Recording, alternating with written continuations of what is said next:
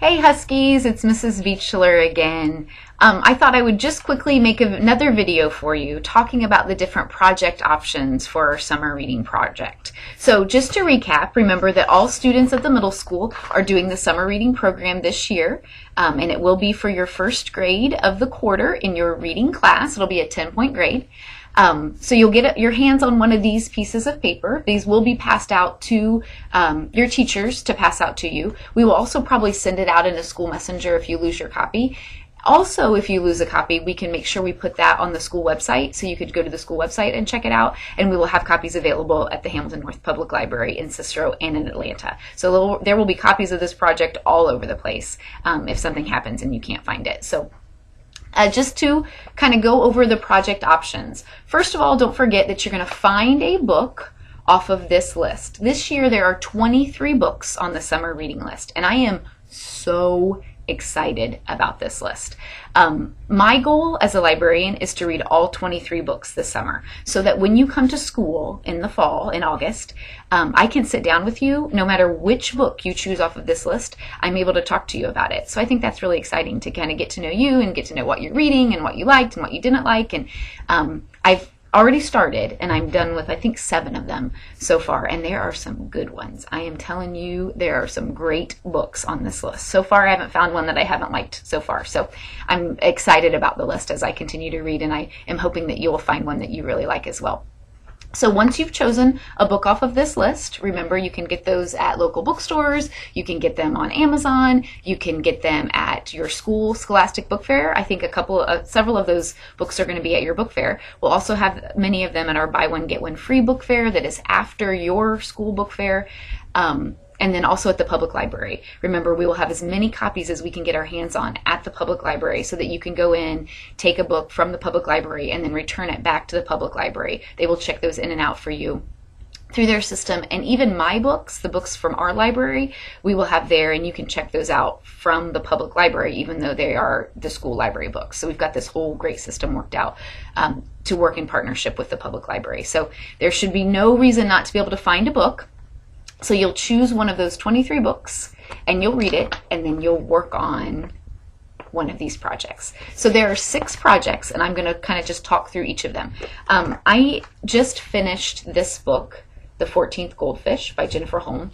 Fantastic. Funny, sciencey. It was a lot of fun. But I'm going to pretend that I'm doing each of these projects with this book. So let's start with the first one.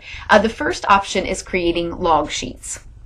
Log sheets, the way we do log sheets is there's actually a log sheet, like a piece of paper. I wish I had it with me to be able to show it to you, but Mrs. Hedges has a copy that she can show you. I will have it at the school, on the school website, and I will also have it at the public library for you to get your hands on. So you get one of those worksheets, one of those sheets of paper, a log sheet. And what you do, it's just kind of a small section. I think in 5th grade you might do something similar to it. I think they're called bookmarks, maybe. But what you do is you take your book and you break it into sections. You'll stop either every 20 pages or every 2 chapters, whichever way you prefer. And once you get, let's say you read the first 20 pages, you will then do a short, like 3 or 4 sentence summary, a short reaction, and a question or a prediction. It's just a little chunk that you do. And then you read the next 2 chapters or the next 20 pages, and you do the next log, and you go throughout the book and you stop periodically completing your log sheets. And so then when you're finished with the book, you're finished with your project. There's not like a big poster at the end or a video at the end you have to do. You just actually take your log sheets and you turn them in to Mrs. Williams, Miss Bishop, or Mrs. Luce, whoever your reading teacher is when you start school. It's just turning in the log sheets. The benefit of that is that there's no major project at the end. The part that maybe is the hardest is that you have to stop yourself every once in a while throughout the book. Sometimes some of us get reading so much they get so excited you can't put it down, and you don't want to stop. So that is one thing you have to do if you do the log sheets. You've got to stop, fill out a log sheet, and then continue. So that's the log sheets. I would say that's kind of an easy one, and it, as long as you're able to stop periodically. Okay, let's look at our second one. Our second one is a plot project. So let's say you read The 14th Goldfish. A plot project is for somebody that doesn't want to stop. You just want to sit down and read this whole thing, or however long it takes you to read the book. It doesn't matter. But what you do on a plot project is you read the book. You don't have to stop. When you're done at the end, somehow you communicate what the main events of the book were. Like you choose the 5, 6, 7 main events, what happened at the beginning, what happened at the middle, what happened at the end, and somehow you communicate that. If you're artsy, one of the options that are listed on this piece of paper is maybe you can make a comic strip where you draw pictures of all the main things that happen and turn that comic strip in. Maybe you want to make a poster, maybe you want to make a timeline, maybe you just like to write and you just want to write several paragraphs. This is what happened at the beginning, this is what happened at the middle, this is what happened at the end. Maybe you're techie and you want to create like a Prezi or use Google Slides or something just to let your teacher know that you read the book. The benefit of the fact that I'm reading all of these books is once I read your plot project, like we'll be able to talk about it. I'll be able to say, oh, is this your favorite part? Do you remember when this happened? And we'll be able to talk about those things. So the point of the plot project is just communicating the main events of the book to your teacher in some way. However you want to present that is fine. Number 3, the character project, is really similar to the plot project, except instead of communicating the main events of the book, this time you're going to take the main people of your book. So like in the 14th Goldfish, I forget their names. I think it's Ellie. Ellie is probably our main character, and then Melvin is another main character. They are 2 very different people that are a lot of fun in this story. So for a character project, what I would do is I would start with Ellie, and somehow I would communicate with my teacher. I would introduce Ellie to my teacher.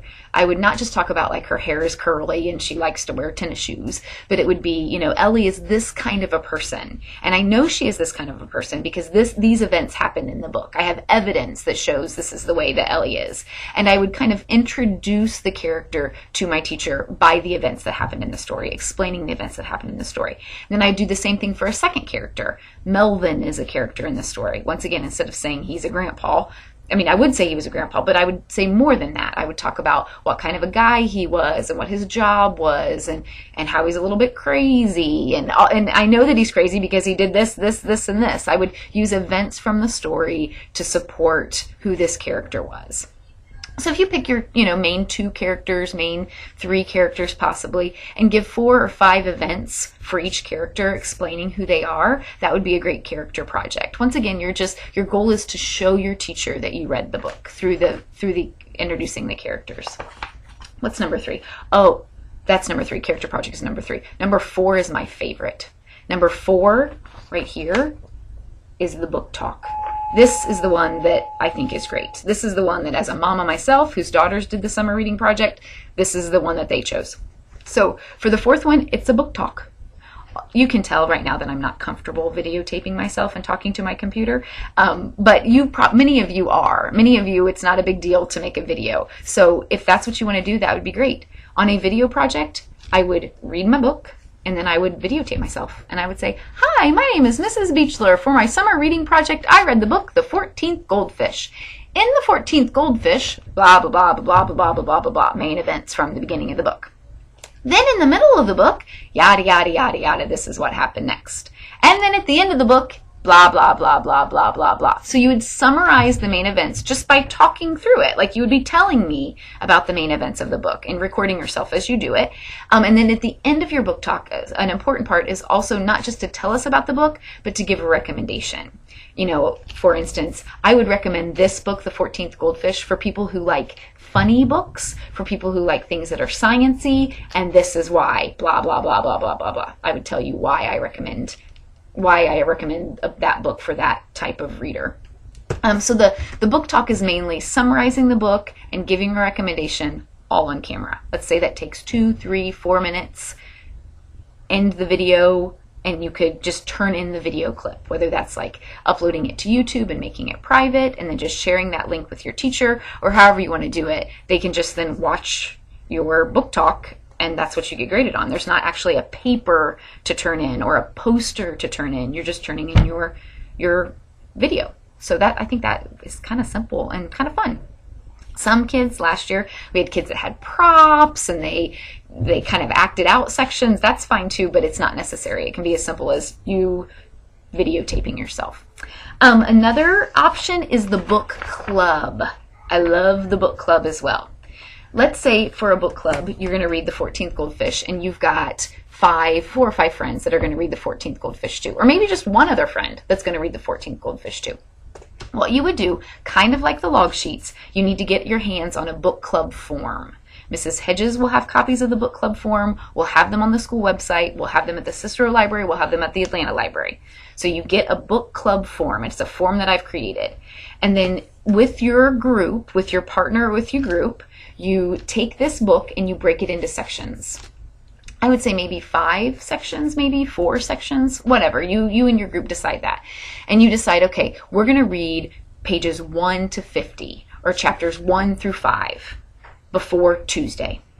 And then Tuesday, you guys get together somewhere. Go to McDonald's, go to Sally's house, go to the pool, whatever. And you're going to sit down with each other and talk about the pages that you read. If you read the first 50 pages, then you're going to talk about it. And on the book club form that you have, there's a spot to take notes about what you talked about. You know, what was a summary, kind of what were the main events you discussed, what were some of your predictions, what are some of your questions.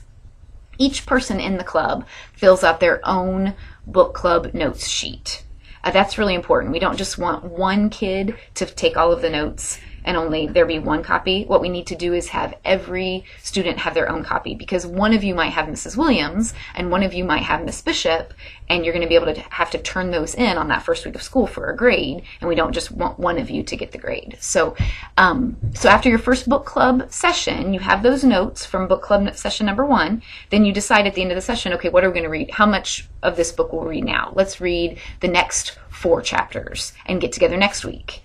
And then you guys could get together. You could do it every few days. You could do it every week. You could make it last the whole summer, or you could be done in the first 3 weeks of the summer. It doesn't matter. The important part is that every person in the group is taking notes every time you get together. And then all you would have to do is turn in those notes as your grade.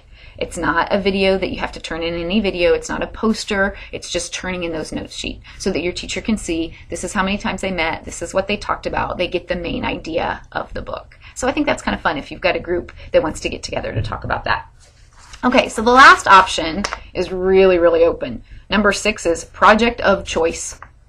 That's it. If you've got an idea for a project that would show your teacher that you read the book, you can go with it. We've had kids that a lot of kids do something called a character in a can, where they take like a can and they put artifacts that represent their character, and they write on a little tag that says, I put this in the can because this happened in the book, or I put this in the can because this happened in the book. They put 5 or 6 different artifacts in a can and turn that in, along with the little summaries of why that's there, obviously. Some people do like cereal box book reports. We've had kids build like dioramas. I mean, you can really, it's really, really open to pretty much anything that you want to do. As long as the most important part for all of these projects is that when your teacher looks at your project, they know you read the book. It won't count if what you include is the same stuff that's on the flap here or that's on the back. It has to include events from the story so that we know that you read the book. Our purpose of this is to get you reading this summer, and all kind of reading some of the same things, so that when we come back to school, we'll have a group of kids that all read The 14th Goldfish, and we can all talk about that. We can all have experienced that together. But whatever project you do, the number 1 goal is to show your teachers that you read the book. So once again, if you have any questions about these projects, I want to help you. That is what I am here for. My email, again, is ebeachler@mail.hhsc.k12.in.us. And I'm kind of ridiculous with my email, and I check it way too many times a day. So if you send me an email, I will get back to you very, very, very quickly. Remember, all of the forms that you are going to need are going to be on the school website. They're going to be at the public library. And before the summer, Mrs. Hedges will have them as well. So if you want to get your hands on them early, that would be great.